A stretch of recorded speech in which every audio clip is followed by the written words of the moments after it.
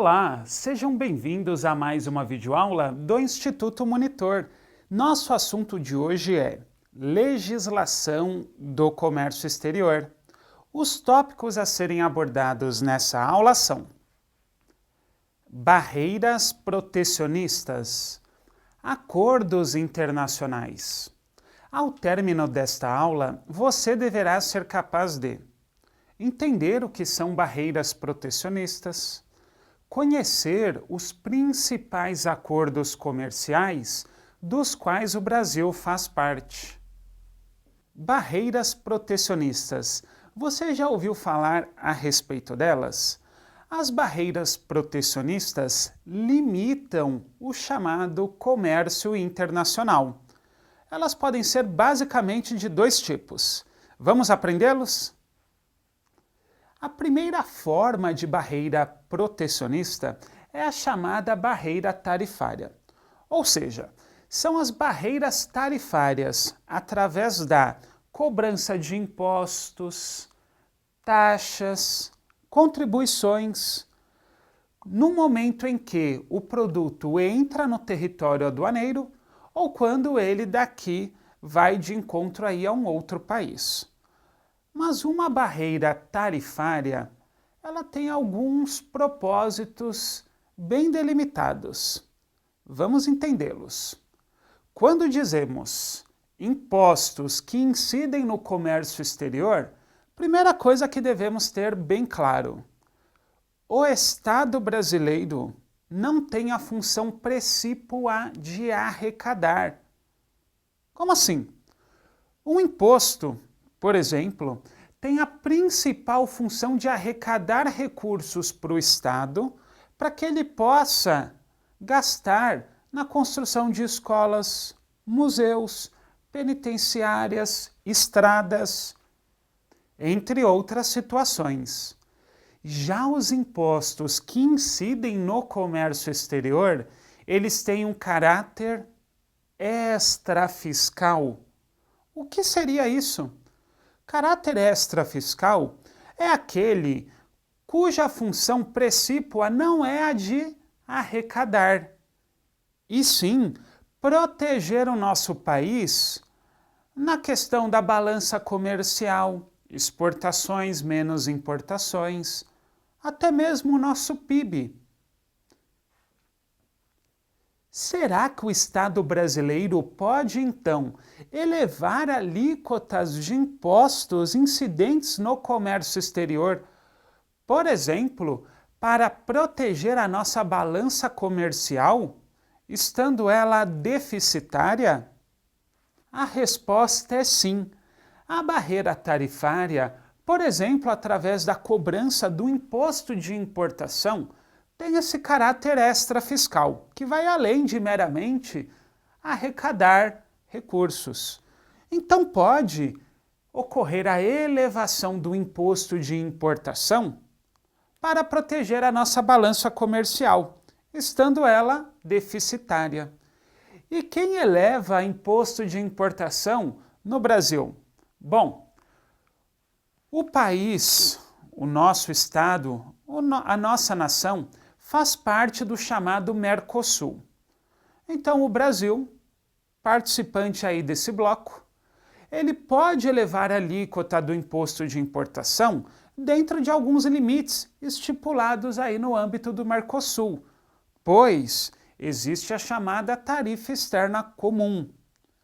Aqui no nosso país, quem tem competência para elevar o imposto de importação, dentro, obviamente, dessas regras previamente estabelecidas no Mercosul, é a CAMEX, Câmara de Comércio Exterior da Presidência da República.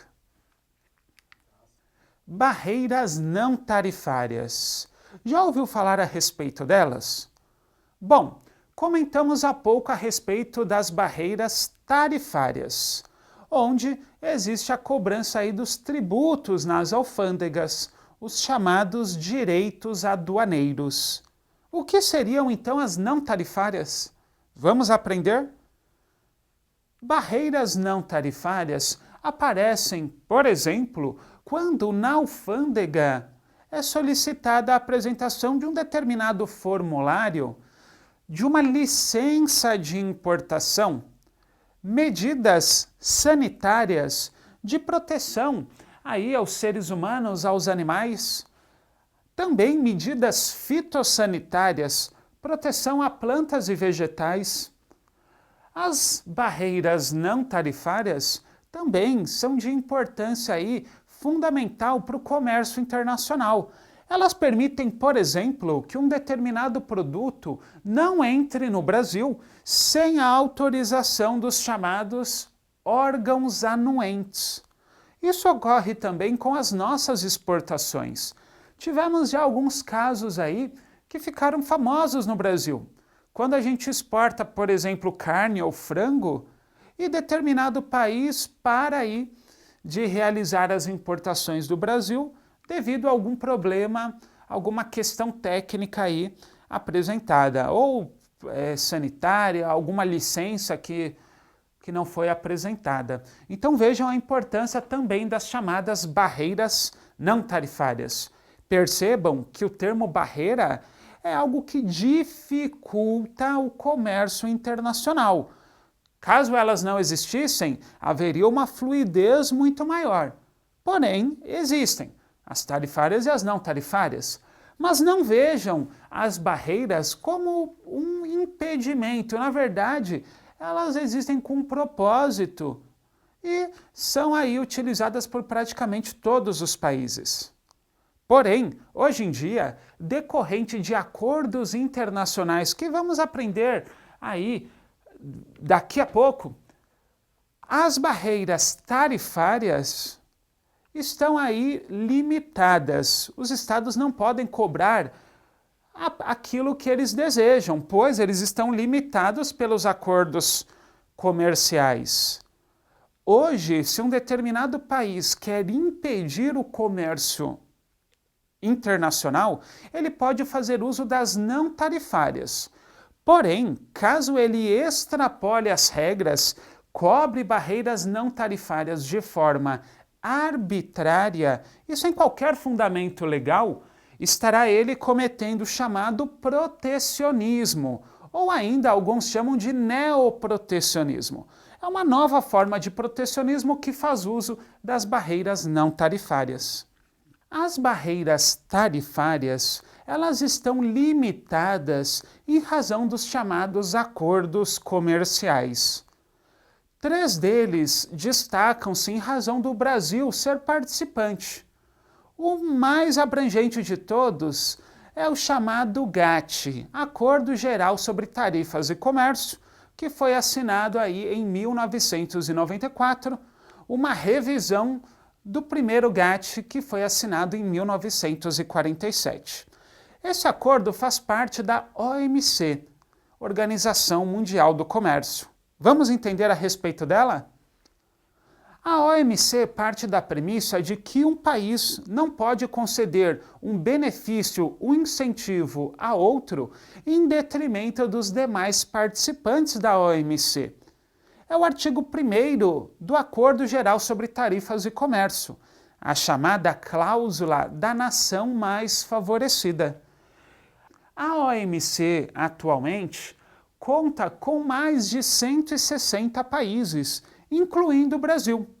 E ela permite que esses países realizem acordos entre si, nos chamados blocos comerciais, ou ainda no que alguns doutrinadores chamam estágios de integração. Tomem nota, o primeiro deles é a zona de livre comércio, onde existe a troca de bens e de serviços entre os países, regra geral sem a cobrança do pagamento de tributos. Depois temos a União Aduaneira, que além da zona de livre comércio, estipula-se uma tarifa externa comum. Tomem nota, é o caso atualmente do Mercosul. O próximo estágio, Mercado Comum, onde além da zona de livre comércio, tarifa externa comum, existe a livre circulação dos fatores de produção. E por último, União Econômica, que aí temos a união parcial e a união total. No caso, o nosso estágio mais avançado de integração hoje chama-se União Europeia. Mas vamos aprender a respeito dos estágios que nos interessam. O primeiro é a ALAD e depois vamos ver o Mercosul. A ALAD, Associação Latino-Americana de Livre Comércio, ela tem a ideia de tornar-se um mercado comum. A ALAD participam vários países aí da América Latina. A ideia da ALAD é fazer integração entre os países.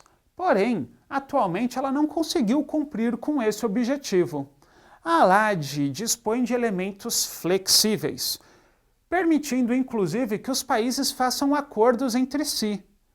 Um desses acordos, o Acordo de Complementação Econômica número 18, onde participaram Argentina, Brasil, Paraguai e Uruguai, resultou no chamado Mercosul. O Mercosul é um acordo de complementação econômica no âmbito da ALAD, ou seja, é um acordo de alcance parcial assinado no âmbito da ALAD. O que é o Mercosul? Mercosul atualmente é uma união aduaneira incompleta, ou seja, Argentina, Brasil, Paraguai, Uruguai e Venezuela podem comprar aí, cada um faz importações, exportações, um para o outro, via de regra sem a cobrança dos direitos aduaneiros, sem as barreiras tarifárias que incidem normalmente no comércio internacional. E quando um desses países compram de fora do bloco, incide a TEC, Tarifa Externa Comum. É um imposto de importação padronizado, embora o próprio Mercosul tenha estipulado exceções à TEC. Tomem nota que a Venezuela encontra-se aí suspensa do bloco em razão de descumprimentos a cláusulas democráticas. Trouxe para vocês uma dica para se aprofundarem aí no Mercosul, nos acordos dos quais ele faz parte, e uma dica de leitura. Cooperação, integração e processo negociador, a construção do Mercosul. Chegamos ao final de mais uma videoaula do Instituto Monitor sobre legislação de comércio exterior. Espero que tenham gostado. Frequente nossas redes sociais. Até a próxima!